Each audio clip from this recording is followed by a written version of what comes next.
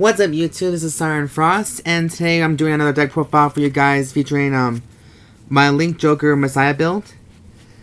Now, I just want to say one thing before I get started in this video. I don't have MSD at the moment, just because she's fucking expensive, and I don't have that kind of money.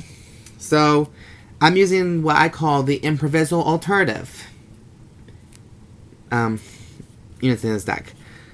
Anyways, I'm just going to shut up right now and just go straight into this because I'm getting really fucking tongue-tied. Anyways, my starting Vanguard is Neon Messiah.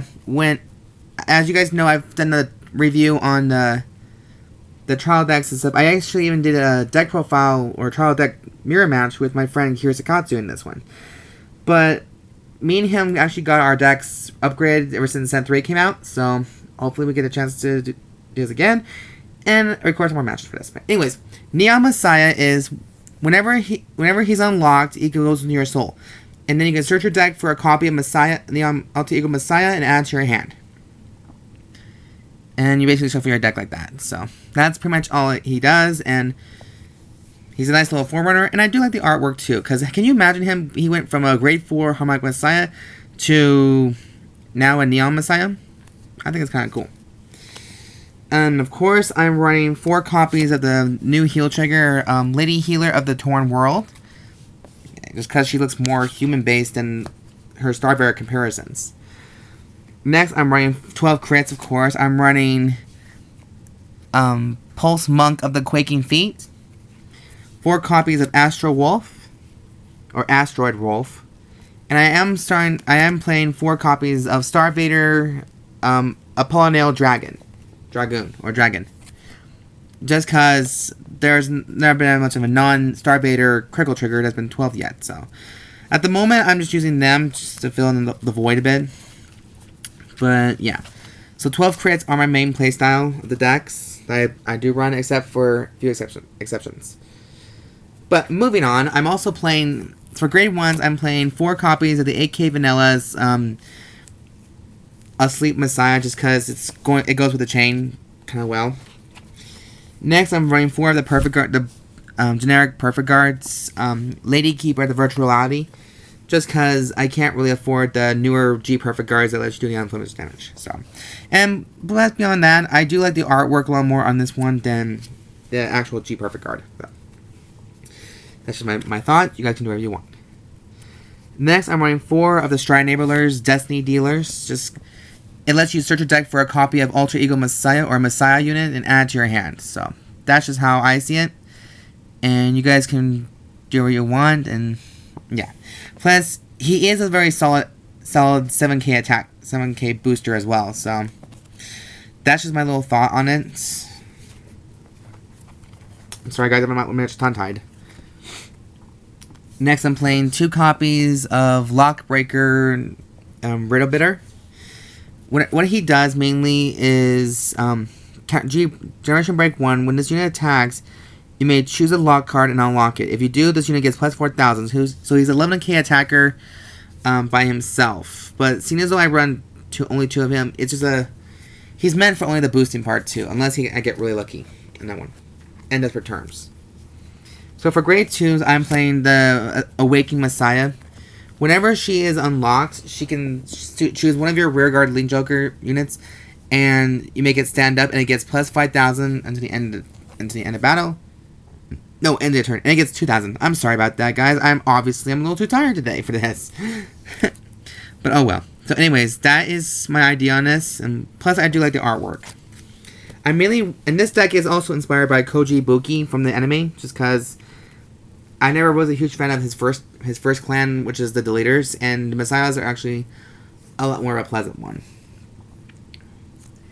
Next, I'm running 4 copies of Lady Battler of the Gravity Well. Now, her skill is a 1-turn kill thing, and it's probably going to be my first time actually using it, but I've seen my friend Kirasakatsu use her, and I finally understand what she kind of does. So you choose one of your rear guards and lock it. This unit gets plus 4,000 at the end of turn. So the more you lock a unit, the more it gets her power whenever she attacks or Generation Break 1. Well, actually, it's an activational skill. So yeah, that's pretty much why. So she's a 13K attacker by herself,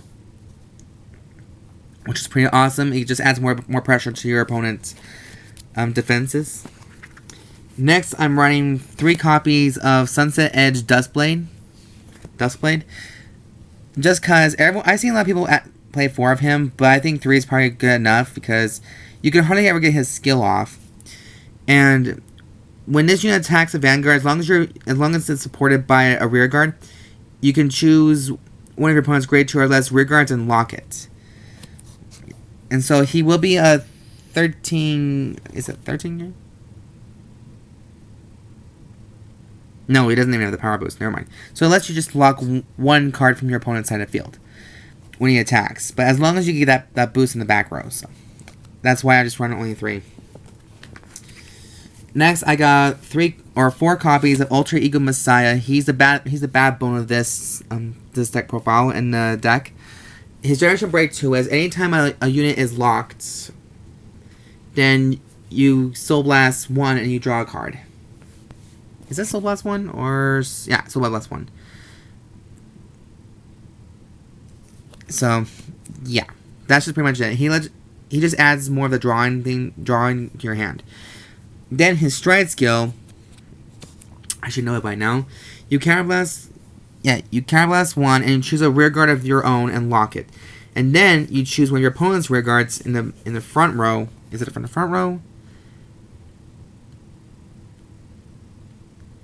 No, either way, it's just put your opponent's rear guards and lock it, and it gets plus 5,000 whenever he strikes. So, like I said, this deck basically revolves around making your opponent loses his chances of actually winning because you're actually basically locking all the units from his back row and front row if you choose to. So that's how I see it.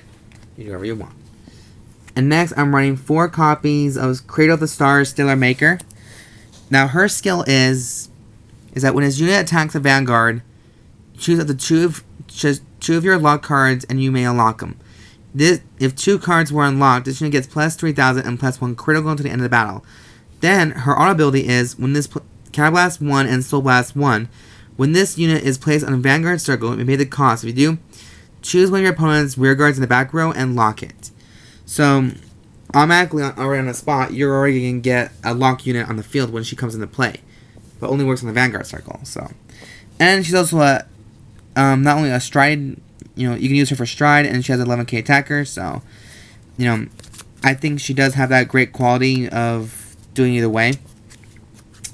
That's just how I see it. Next, for the G units, I'm playing the trial deck version of Genesis Dragon, Judgement Dragon. Whenever his attack goes through, then you can lock a unit, I think. Let me just read this again. Okay, when this unit hits a Vanguard, choose a rear guard in your opponent's back row and lock it. Choose up to 1 lock card and unlock it. So, not only it adds more of the locking ability towards your opponent, but it also unlocks one of your creatures too. So, if you actually unlock a Quaking Messiah, you can stand a rear of your own rear guard and gains plus 2,000. So, it adds more of a bit of a multiple attack go through. And, yeah. I know, guys. I'm sorry. I'm having a hard time explaining a few things because I'm just really freaking tired at the current moment, and I just got back from swimming, so forgive me for being a little bit tongue-tied. Next, I'm running 2 copies of Nebula Dragon, Big Crunch Dragon. I actually pulled 2 of these in my box, not like yesterday, and I'm very happy I did because this is perfect. Now I can Counterblast 1 and choose and do a Persona Blast on him since this is perfect. And then what he does is that if the number of face-up cards in your G zone is 2 or more, choose one of your opponent's rear guards. Lock all your opponent's rear guards in that same column as that unit.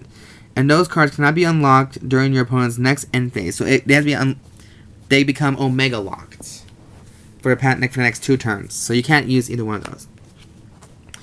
Next, I'm running 1 copy of Harmonic Messiah because this is a generic Stride, but it just adds, a bit more pressure. And then I'm finally adding 1 copy of Blizza. Like I said, you Counterblast and Persona Blast 1, and he gets 5,000 plus 5,000 for every single face-up G unit in your G zone, and that's what adds a little bit more pressure to it. He's basically